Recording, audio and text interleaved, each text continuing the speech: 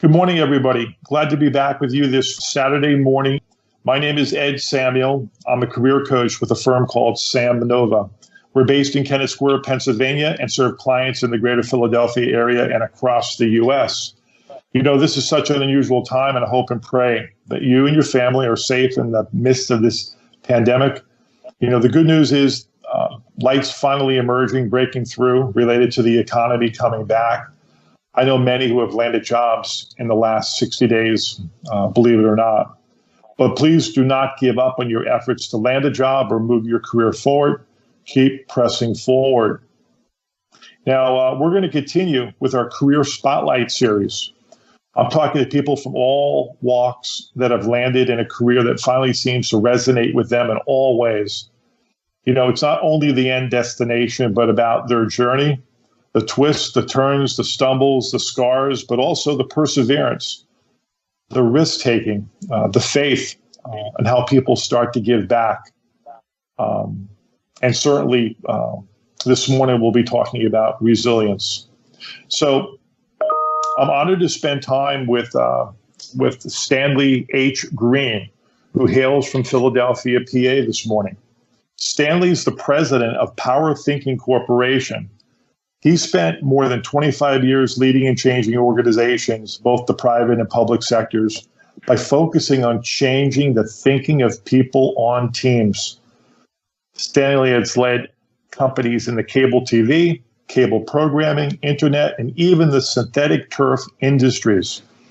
Most recently, he served as deputy treasurer for the Commonwealth of Pennsylvania. His effectiveness and resilience training has now grown globally. And he's done work in both China and Japan. Now, I've personally have attended several of Stanley's resilience weekly forums, and wow, they've been amazing. And I can attest to the national and global attendance on these very powerful and motivational calls each week. So, Stanley, welcome to the program. Ed, thank you. Thank you for having me. I appreciate it. Yeah, so hey, let's start from the beginning. Where are you from originally? From the beginning, Philadelphia. Born at the old Philadelphia General Hospital. Lived in West Philadelphia at 32nd and Haverford. That was my earliest recollection. And then North Philadelphia, 30th and Diamond Street. And then West Oak Lane, where I graduated from Germantown High. Wow, So what did you go to school for? What was your undergraduate degree in, and kind of what did you think about focusing on at that early age? At an early age, from the time I was in fifth grade, my brother purchased a movie camera and projector, and we didn't have much money, so the sacrifice to do that because I had an interest in television was amazing. And I was influenced by a TV show, one of my favorites. I still watch it, called Bewitched. And I was always intrigued with the special effects and how she made people disappear. Samantha made people disappear and reappear. And so when I got my camera set, that's all I did. You see my brothers and sisters disappearing and reappearing. You know, I figured out how to do it, and it worked out great. So I had an interest in communications, in media, and impacting, using media to impact people. So initially, at Penn, I majored in communications, but it wasn't quite like Temple's hands-on production type communications. It was more policy. And so then I just kind of veered into urban studies and get my degree in urban studies at Penn. Wow. So it started in communications, then it kind of shifted over to urban studies. Now, in the midst of all this, there's a round ball that came into your life at University of Penn. Talk to us a little bit about your sports focus. Sure. I was able to be recruited by, major Division I schools, Yale, Penn, and Temple, others, Davidson. And it was only about 5 years after I learned how to play the game. I was embarrassed when I was at Wagner Junior High because I was drafted into playing a game when they were shorthanded, and they didn't know I couldn't play. I tried to tell them. And, of course, I grabbed the ball, didn't know what I was doing, and I had teased on the 6th trolley down Ogontz Avenue the next day going to school. And I was determined to learn that game and determined to bounce back from that adversity. eventually he was recruited by Chuck Daly, who's a Hall of Fame NBA coach now, was before he passed. He led the Detroit Pistons to 2 NBA championships and coached the first Dream Team with Michael Jordan, Larry Bird, and those guys. So I was honored to have been recruited by Chuck Daly and to be part of Penn basketball during the heyday in the 70s.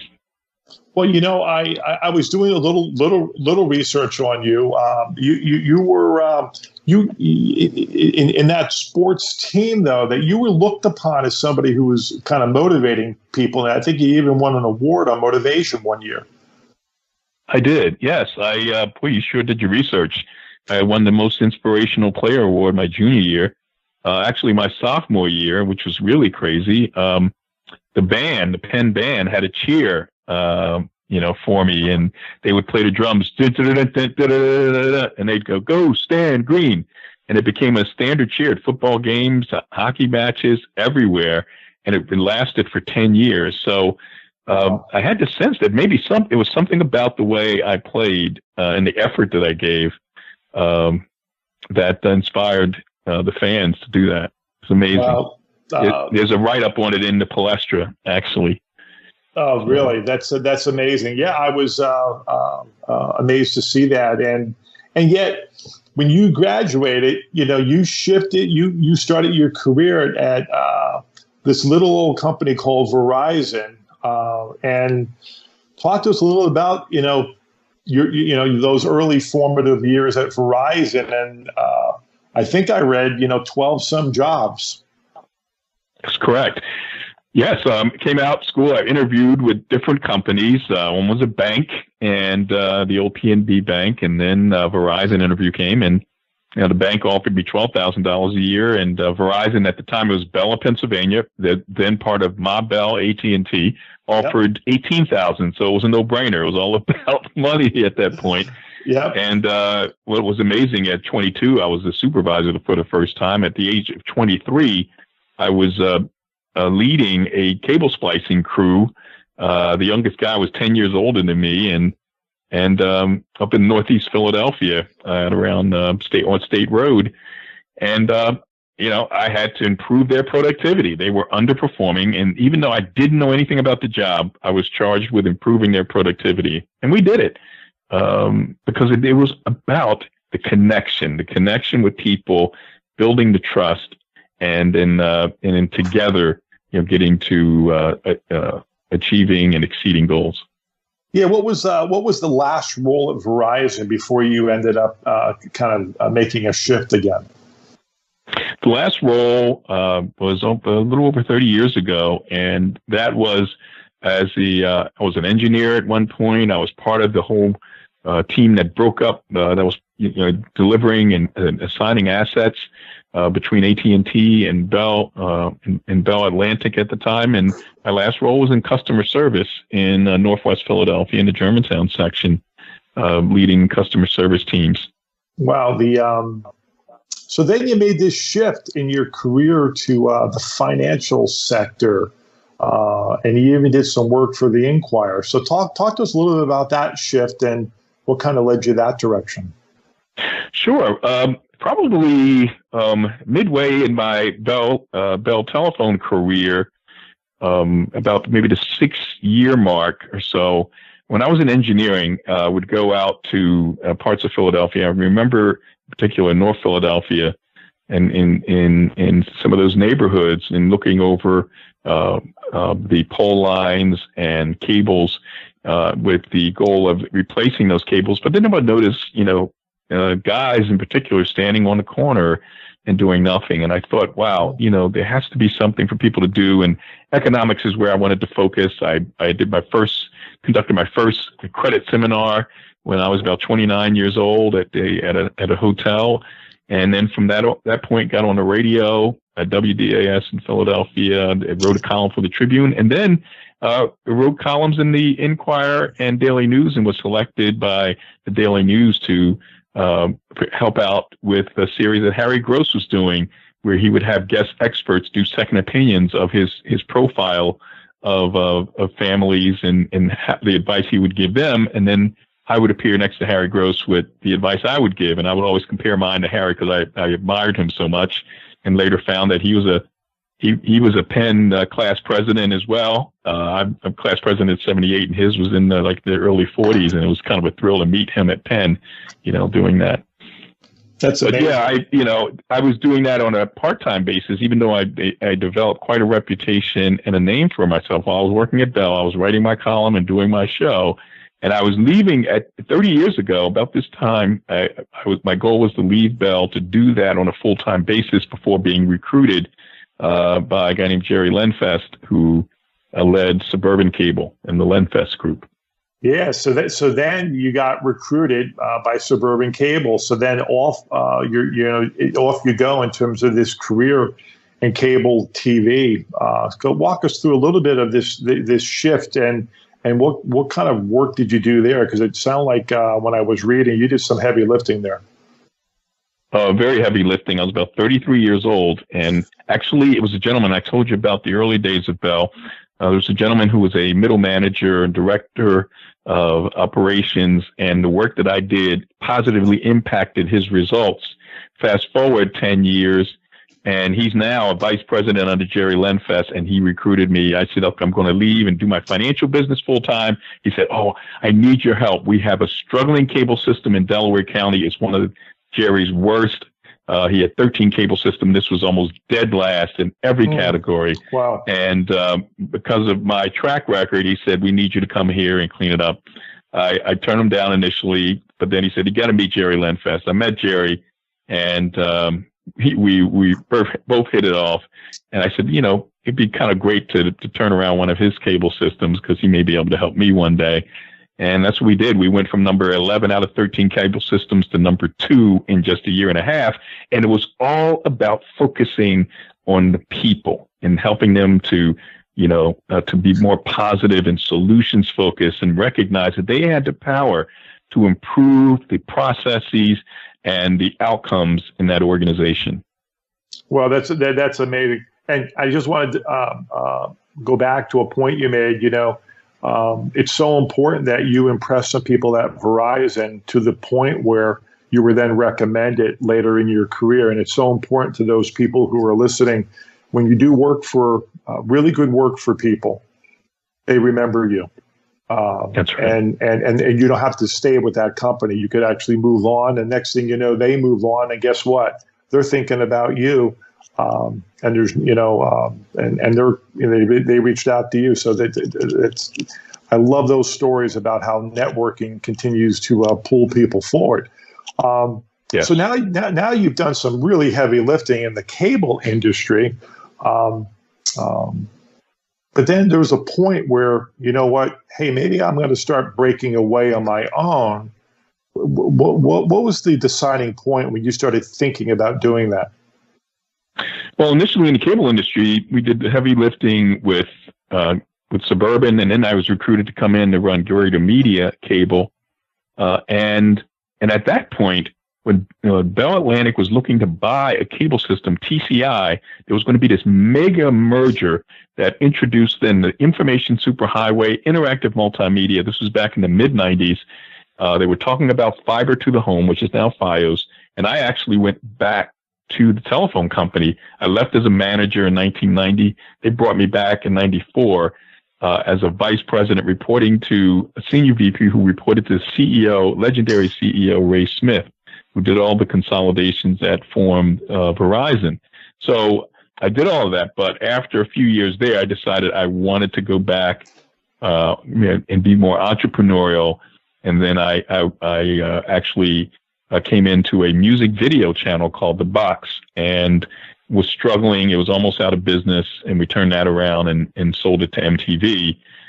So I came back into more of the smaller entrepreneurial environments and working again for Jerry Lenfest in the late 90s, and actually created the first TV news channel called Tri-State Media News in 1999 that became CN8 News when Comcast bought Jerry Lenfest out in 2000. Well, now Where do you think that entrepreneurial spirit? Where do you think it comes from? If you dig deep and you really think about it, something was driving you. Was it the turnaround of helping companies turn around, or what's this kind of what was gnawing at you there? Well, I think it was working with Jerry Lenfest. It was one thing to work for a big corporation, but it was quite another to be with a person who gave you space to do what you needed to do. He didn't give me orders of how to do what I needed to do, and I liked that. I was a young 33-year-old general manager, then vice president general manager, who was given the confidence to do whatever I needed to do, implement any strategies I needed to implement to get to the bottom line. And I like that element of it, taking the risks and not just taking orders. So that influenced me significantly. Wow, that's it sounds like he was anything but a micromanager, and that's wonderful. So now all of a sudden, in the midst of this, the state of Pennsylvania comes knocking. Talk to me about this twist to the government sector in the state of Pennsylvania. How did that come about? Sure. Well, and in between, there was running an internet company during the dot-com bubble and moving through that to the synthetic turf industry, and ultimately becoming not only CEO of the company, but chairman of the board of the Synthetic Turf Council, the industry trade association. But then I was approached to assist a friend of mine who was then the state treasurer for Pennsylvania. He wanted me to come in and try my hand at public service, which I turned down because I always vowed that I'd stay as far away from politics and government as possible. But then I decided, you know what, you only get one shot in life at something like this. And I came in, became a deputy treasurer, led the Bureau of Unclaimed Property, and focused on financial literacy and helping legislators to get a bill introduced that would mandate financial literacy education in all the schools in Pennsylvania. Well, one of the things that strikes me is that you kind of have a little bit of a history of saying no and then going back and revisiting. But I think it's a wonderful thing because I think some people with their careers, they say no, and it's more of a hard no, and they would just walk away. It sounds like you said no, but then you really thought about it a lot more to kind of change your perspective. I really applaud you for that. Now, how long were you with the state of PA? I was with Pennsylvania for a little over about 2.5 years. 2.5 years. 13, 14, about 3 years. 3 years there. And then what happened in terms of you left them to start your own company? And let's start talking a little bit about what you do today and why this shift, and tell us a little bit about what you do now. Many years ago, when I was going through, and I like to tell folks that I crammed 3 lifetimes of careers into one lifetime. It certainly sounds like it. Yep.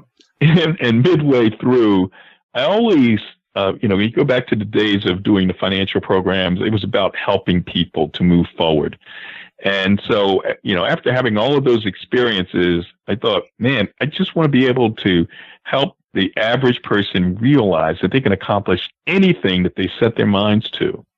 And years ago, before I joined the Treasury, I actually acquired the assets of another company called Reflective Learning that had the intellectual property in resilience that came out of the University of Pennsylvania's Positive Psychology Center, a well-known program. And when I looked at the material, I thought, this is it. This is everything I've ever done. And I know that this material works. It's certainly evidence-based from Penn, but I lived it in helping people to succeed. So I decided I wanted to spend the rest of my life helping people to achieve what they may think is impossible. it's pretty amazing because when you listen to your story, they were all building blocks of experience leading up to this, you starting a company, leveraging all that experience to help other people and businesses. Yes, exactly. It is no better place to be. Now, tell the audience a little bit about your weekly Power Thinking and Resilience program, the one that I mentioned as I was introducing you. Sure. Well, and by the way, everybody needs to know that all of this stuff that I've done, it seems like, oh man, that's what I want. Success, success, success. But there's been a lot of stumbles. We can do 2 hours of some of the setbacks and failures. So I really believe that, the most important skill we can have, is our ability to bounce back from setbacks, because we're all going to have them. We're going through global pandemic now, social unrest. Everybody's affected by the same adversity, and we just have to bounce back. So I actually bought the company back in 2011 and spent years trying to figure out where the other company failed and getting this tremendous stuff across. I had to figure out how to do it. And these weekly calls where we reinforce skills each and every week, started that 2 years ago by doing this in Japan and doing it in China, and then with Aflac, and did some work with Comcast. And now I know that if people can attend these calls on a weekly basis, they can actually shift their mindset so that they are stronger in the area of bouncing back from adversity. Wow. So Stanley, for those who don't know, what does it take to join one of your calls, and how would one do so? Yep, simple. They can actually just call me or text me. Best to text me at this number, 215-219-8409, and leave the first and last name. I'll put you in our texting database so that you receive text reminders about the call. We'll send you a video. It'll be like 3 to 4 minute, 5-minute video, which will focus on a specific skill or inner strength. And then the following morning, you'll get reminders for the 7:30 a.m. call, only 30-minute call, and the 9:30 p.m. to 10 p.m. call, 30 minutes. You'll get a reminder, and that'll come automatically each and every week. All you have to do is text me 215-219-8409. Wow, that's fantastic. Stanley, as we start to close in here, towards the end here, what's one advice you would give people right now in the midst of this COVID-19 in terms of coming out of this crisis that we're in? Can you give one bit of advice that you would share with people right now? You hear it from our leaders, and the biggest thing is that these are times when I try to get people to avoid negative emotions, and there are 5 big negative emotions. One of the key big negative emotions that people are experiencing now is anxiety, and that's the fear of a future threat. We just don't know what's going to happen, if we're going to be okay, how's the economy going to be. And the one piece of advice that applies to dealing with anxiety is to stay calm. This is one of the skills one of the 7 skills of resilience. To stay calm and focus on what's important. So take a deep breath, 3 seconds, big deep breath in, and then exhale for 6 seconds. You'll be amazed at how that calms you down. You can think more clearly, and then begin to be grateful for all the things we have. At night, before going to bed, write down 3 good things that happened that day, as opposed to this went poorly, that was bad. 3 good things that happened. Combination of calming and focusing and putting in things in perspective with the 3 good things exercise will work wonders for you. And of course, during our calls. Beautiful. Stanley, if somebody wanted to reach you, and let's say a business or an individual wanted to hire you as a consultant, what's the best way? Is to send you a text to that number? What's the best way? Yeah, just send me a text at the same number, 215-219-8409, and we'll handle anything you need. Well, Stanley, it's been a pleasure chatting with you this morning. What a career. Everything's been a building block. We'll have you back at some point here because I'd love to talk to you about a whole bunch of things. This is just kind of the tip of a pretty big iceberg story. But I want to thank you for coming in, and again, I'm hoping to collaborate with you in some way in the years ahead here. So again, thank you so much for coming in, Stanley. Ed, it was a lot of fun. Thank you very much for allowing me to kind of go back and take you up to today. And I really enjoyed it and look forward to working together with you. And thanks for being on our calls. Yeah, appreciate it. So, hey, we're just about out of time this morning. For those new to the program, I did publish my first book at the end of 2019 called Optimize Your Resume, Do's and Don'ts the Sam Nova Way. It's now available on our secure website, and we'll even pick up the shipping costs at www.samnovainc.com. That's SAM, Nova like the star, NOVAINC.com. And you can also order it via Amazon on paperback as well as Kindle. And again, it's called Optimize Your Resume, Your Do's and Don'ts. Please follow me on LinkedIn if you're not connected to me already. Keep an eye out for my next public speaking events. In July, I'll be speaking to a group in Pittsburgh, in Philadelphia, and I think next up will be at Wharton University. So join me on our next Optimize Your Career program, Saturday, July 18th. This is Ed Samuel, career coach with Sam Nova.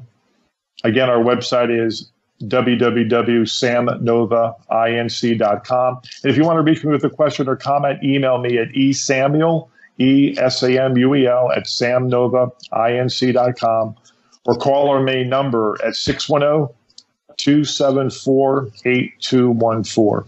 So have a great 4th of July. Make it a safe one, and God bless.